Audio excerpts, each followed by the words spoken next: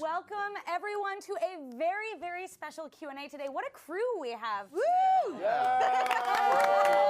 Spider-Verse! It takes some wrangling to get this own Spider-Verse together. I'm Terry Schwartz from IGN, and I first want to introduce our incredible panel of talent. So in the front row, we have Chris Miller and Phil Lord, our producers. Yeah.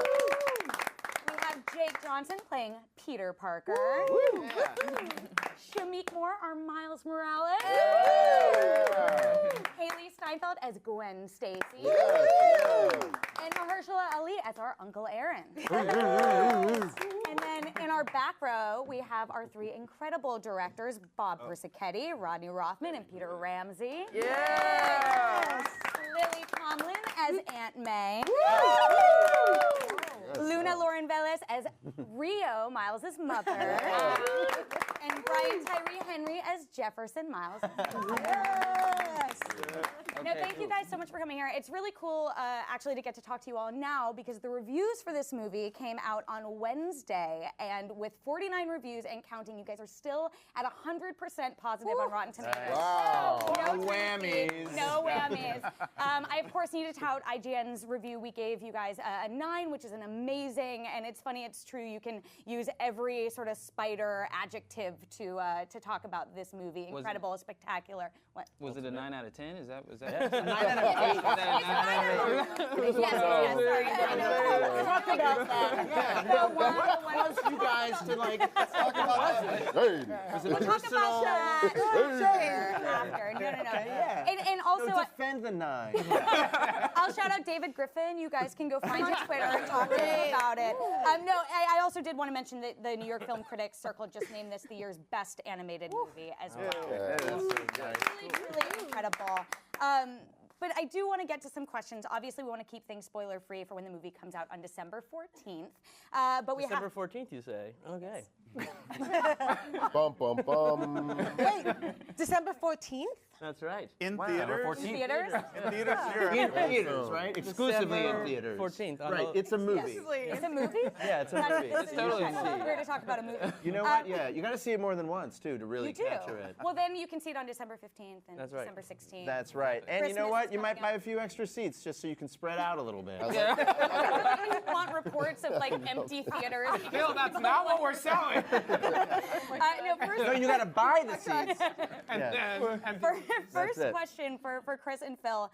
Why, of all the Spider-Man stories to tell, was it so important for you guys to tell a Miles Morales story, our first time seeing Miles on the big screen in this way? Well, in 2014, when Sony came to us and said, what about doing an animated Spider-Man? We said, we'll do it, but only if it's a Miles Morales story. And they said, okay. And we said, really? Awesome, because it's such a fresh new take on the sort of eternal Spider-Man hero myth that Stan Lee and Steve Ditko created so many years ago. And the relationship with Miles and his family, while he's a young man trying to figure out how he can actualize his potential, and their parents and an uncle trying to figure out how they can help him the best. That was so moving to us and so refreshing to see this intact family, and where they all love each other, but they're trying to figure out the best way to help this kid. No, Shamik, I've heard that it has been your dream to play Miles Morales. So what did it mean to you to be able to play this version of Spider-Man?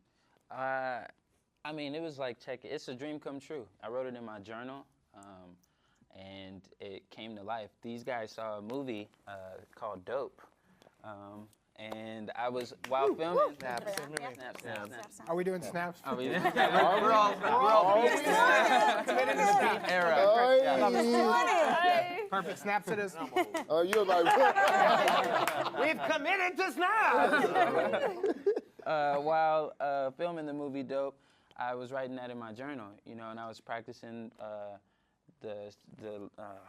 my mind is, I was reading the 4 agreements, we were practicing the law of attraction, we were looking at The Secret, you know what I mean? I was on that wave, The Alchemist, meditating, and I wrote it in my journal. Kiersey, my co-star in Dope, comes upstairs, she gives me a journal, and I just start writing. I am Miles Morales, I am Spider-Man. And then the movie, not in theaters, but in like at Sundance comes out, and I guess these guys, you know, I don't know. Your journal. Saw it. Manifested. Now that you have this like magical journal where you just write things over and over and you get that, what else are you writing? You know what I said? Box office numbers? Yeah, I didn't do that, but you know what I did say? That it was going to be the best Spider-Man movie to ever be made. That's such a perfect segue. Snap. I wanted to ask the directors, like, you know, we have seen many Spider-Man stories before, but Spider-Verse, not just in the array of spider people that we see in this movie, it really does tell us a Spider-Man story we haven't seen on the big screen before, and really in many versions. So I did want to ask, like, why tell this story in animation? And what can you tell us about the unique style of animation that you chose in this? Because I can't think of any other movie that looks like this in the style that you chose here. You're right. They don't. Intentionally. Woo! Like this. No, I mean, I think we, you know, once Phil and Chris sort of presented the idea of telling the origin story for Miles, it just became okay, so we're going to put everything subjective to Miles. This character, his family.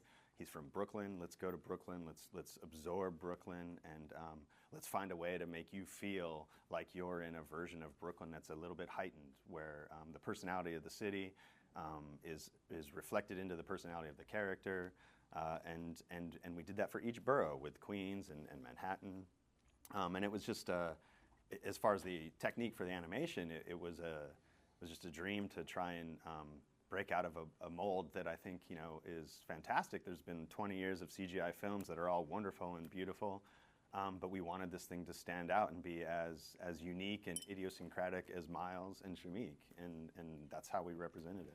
Oh, thank you. Laws of attraction, Shameik.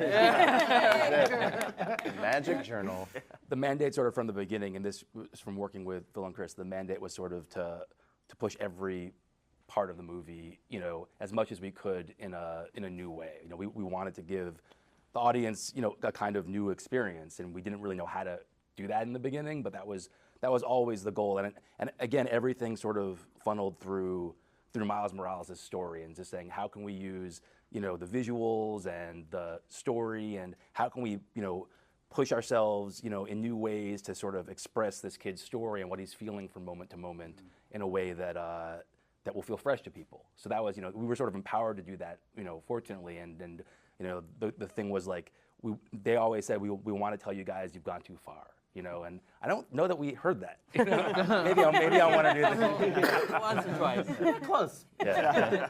Yeah, and the really great thing about it is, as new and different as it is and seems to be, because, you know, in large part it's grounded by these amazing performances by our cast, who are like all incredible.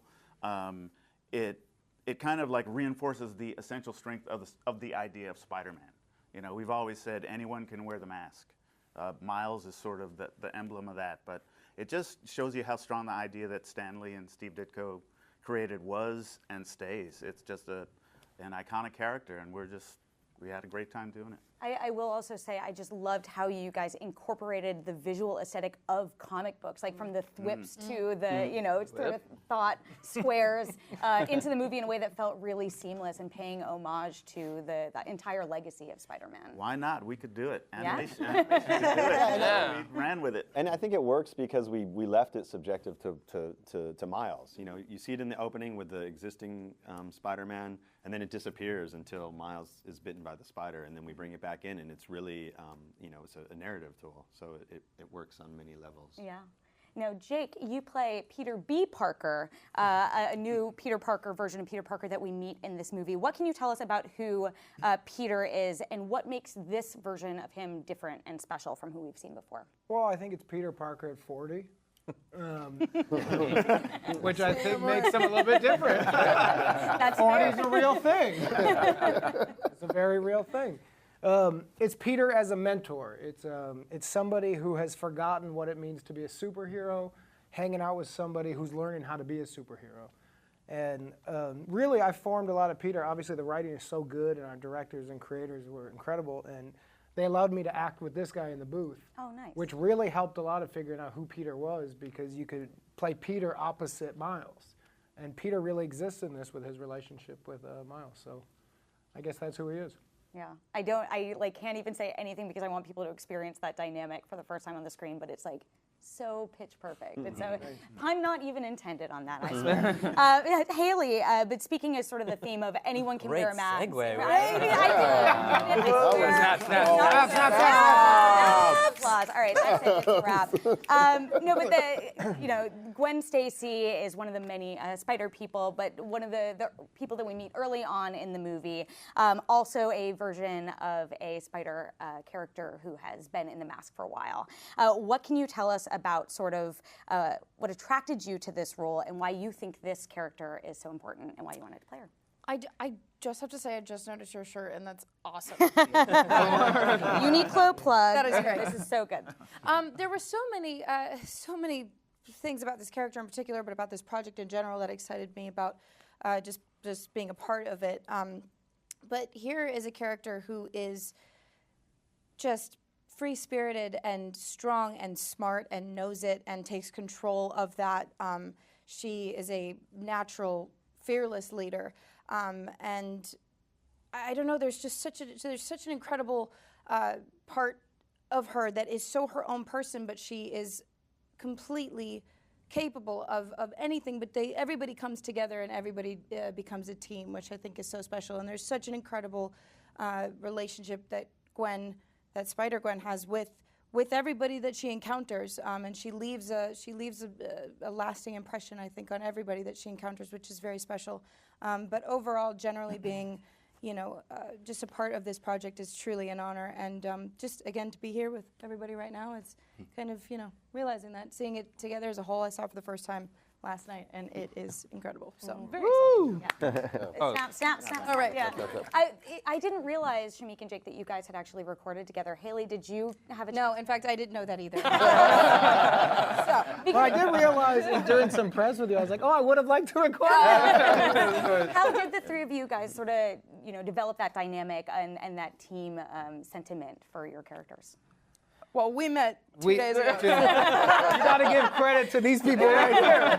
Well done, everybody. Editing. But we got to work together, which was nice. But really, it was, a lot of work they did in putting it together. Yeah. I mean, a lot of times we were just like, hey, will you please just stop the tour bus? No. 2 hours. Can we run in there? Can we get these 5 lines? It's hard to catch up with a rock star. Well, what was cool was that they each brought something, and it was a many-year process. We recorded with them for a couple of years, so every time they would bring something, so they would record something. We're like, oh, this is awesome. We need to rework the scene so that it plays more into that. And so then when we record the next person, then we would build off of that, and it was really interactive. And even funks that we were recording individually, once you put it into the scene and you see what the dynamic looks like, it forces us to go rewrite and try to get the best out of everything. There was Really a lot of that. slow improv. It's super slow. Yeah. Slow motion improv. Exactly what My work has been described as worse. Now, Lily, you play another version of an iconic character in this movie, Aunt May. Without giving too much away, how would you sort of describe this version of May? Well, she's Peter Parker's aunt. Nailed it.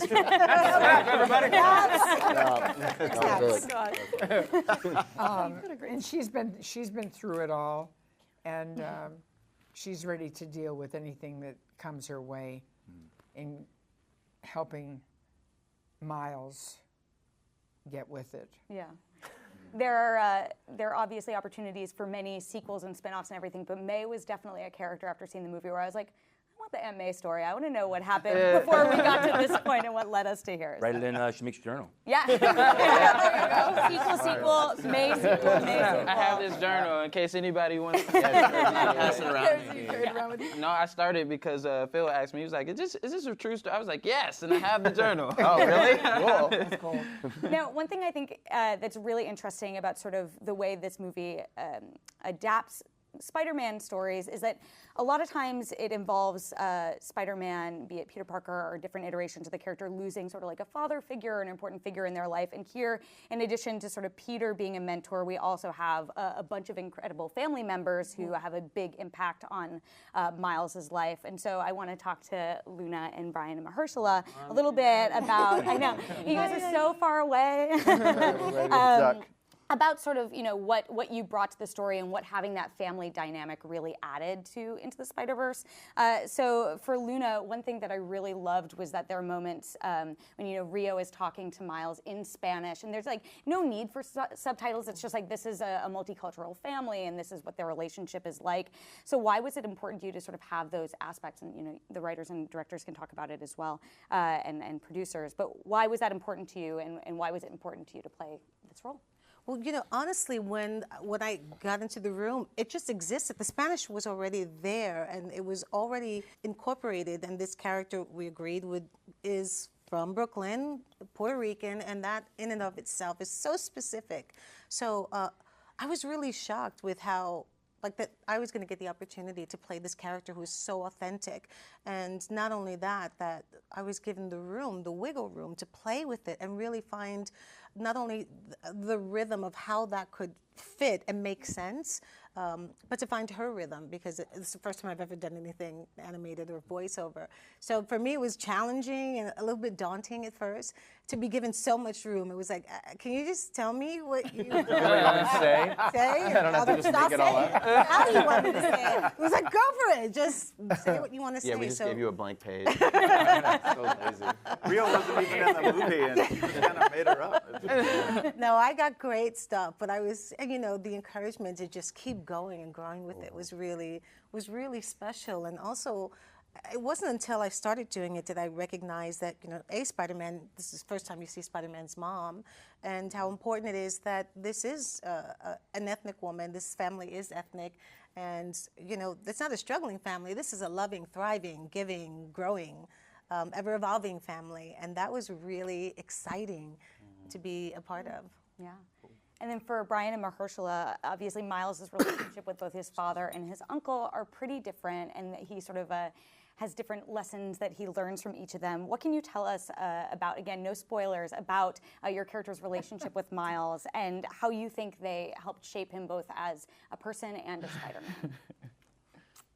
Easy softball.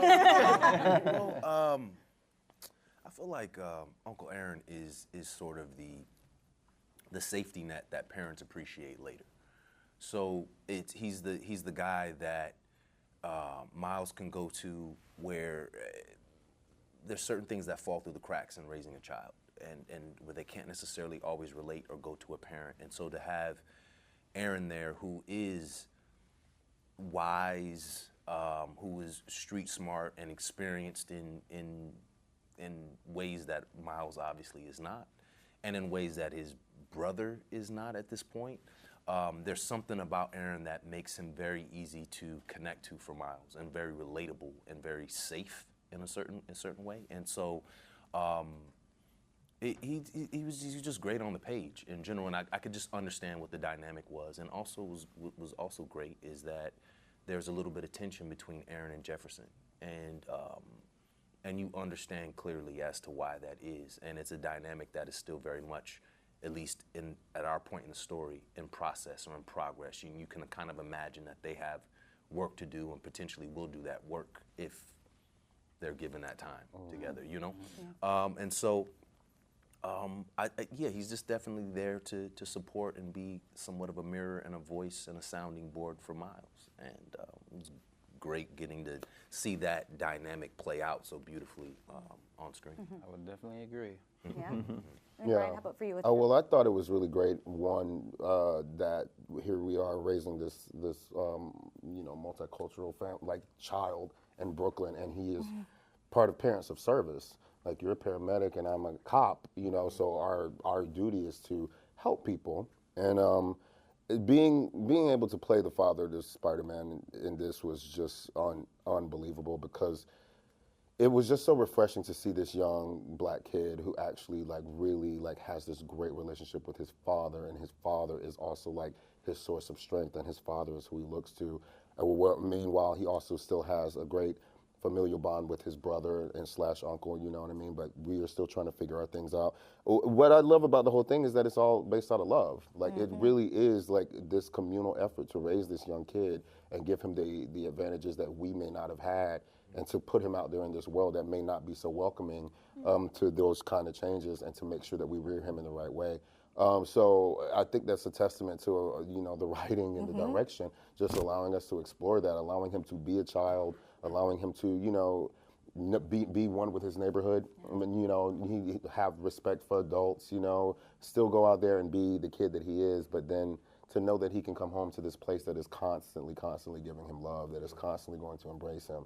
There's no place in this city he can't go without being embraced, and I think that is just something that to me is so dynamic and a representation. I mean, the representation, it's very clear. This is this world. That is how it is. And I mean, I think it's been done in such a seamless way with the way they put it together, because it's really hard sometimes to feel like you can have that kind of fantasy when you come from these different backgrounds, you come from these different places, to feel like you can be a hero, to feel like you can go and experience that. And I think that this movie wonderfully captures all of that anyone can be that person. Anyone can be a hero no matter who you are, as long as it is definitely embraced and pushed forward with love. And I think that's what we do. Woo! That's worth snaps. Can we give you guys snaps too? Like,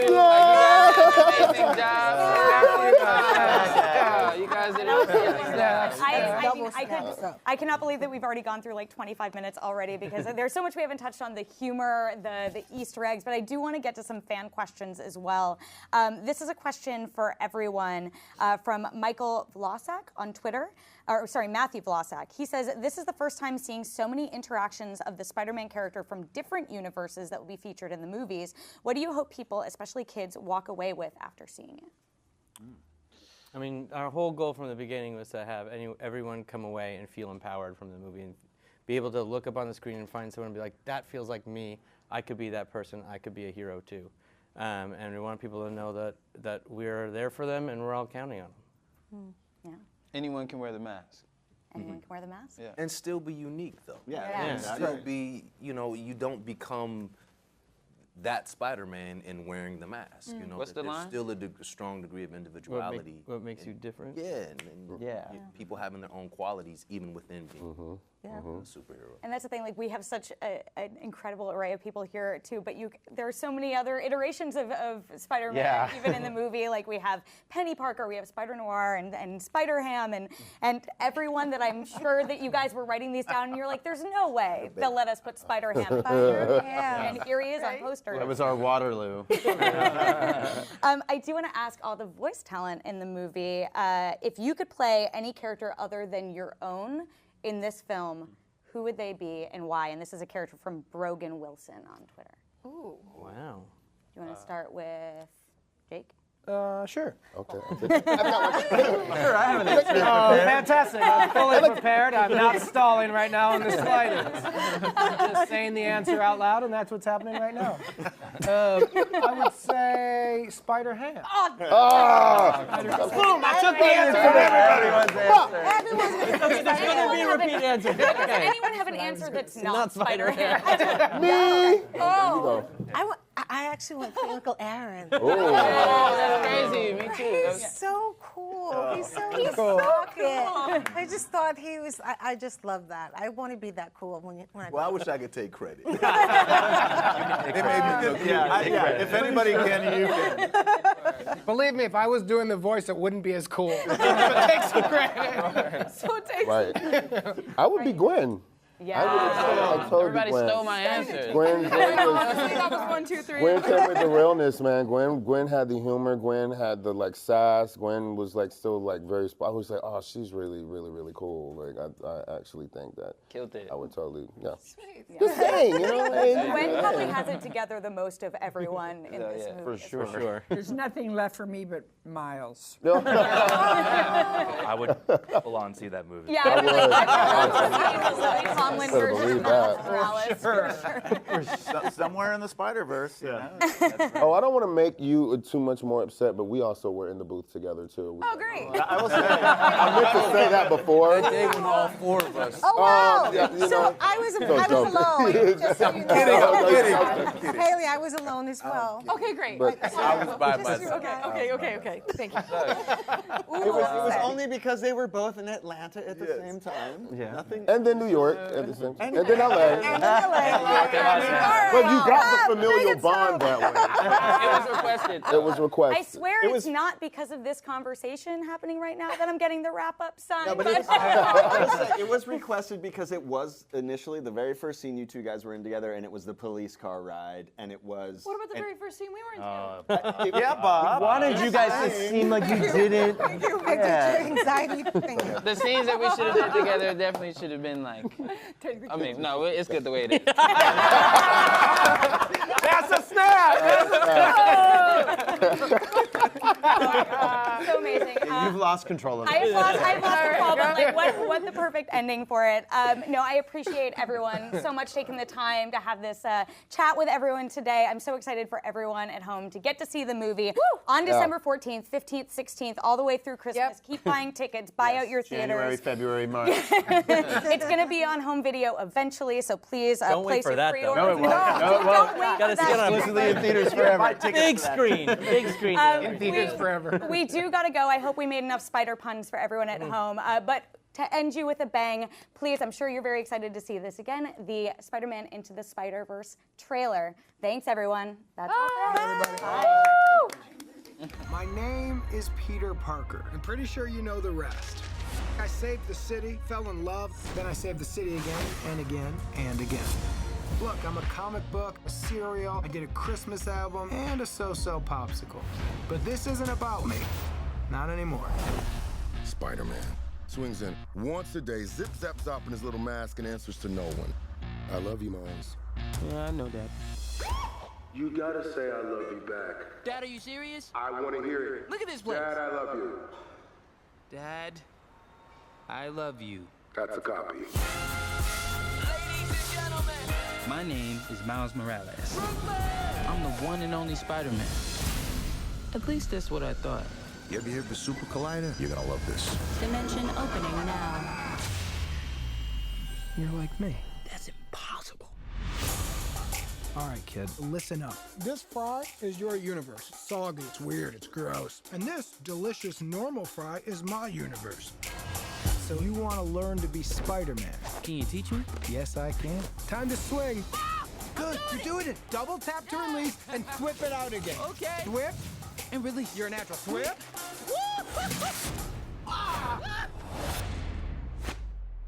Hey guys, Who are you? I'm Gwen Stacy.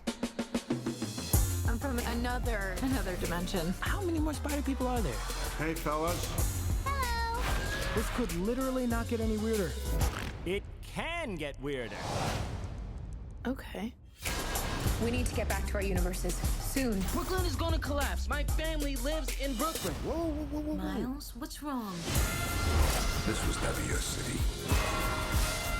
It's mine. If I don't destroy the collider, none of us will have a home to go home to. Remember, what makes you different Let's go. is what makes you Spider-Man.